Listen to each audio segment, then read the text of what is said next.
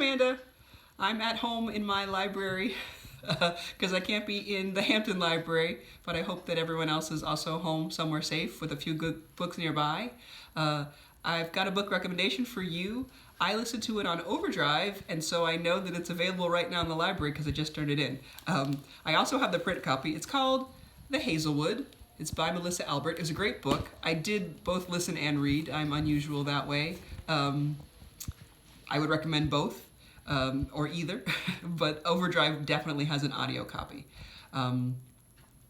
It's a teen fiction fantasy novel, so maybe that will be things you're not interested in. But if you like fantasy, if you've read things like Inkspell and Inkheart, where the power of language brings a world to life, you might enjoy The Hinterland, which is the fairy world in this book. It's much darker than any sort of Inkspell or Inkheart story. The Hinterland is a dangerous and terrible place. The fairy tales are cutthroat, but it's fascinating. The story spinner is an excellent character. How language weaves together to create a whole world, how it traps the author. It's good writing. I'm gonna read a little bit. Maybe that will spark your interest. My mother was raised on fairy tales, but I was raised on highways. My first memory is of the smell of hot pavement and the sky through the sunroof, whipping by in a river of blue. My mom tells me that's impossible.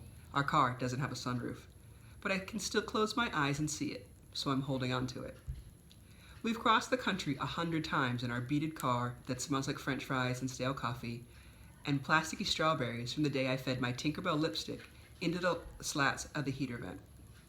We've stayed in so many places with so many people that I never really learned the concept of stranger danger.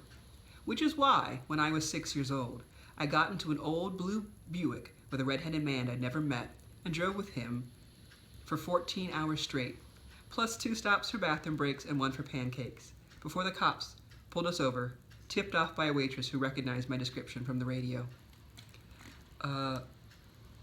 Any little girl like that and her character develops still in that very non-traditional way and becomes a very plucky character, is someone that I enjoyed reading.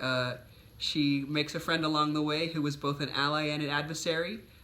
He's also, I think, a well-developed character. He's full-bodied. You get a sense of who he is.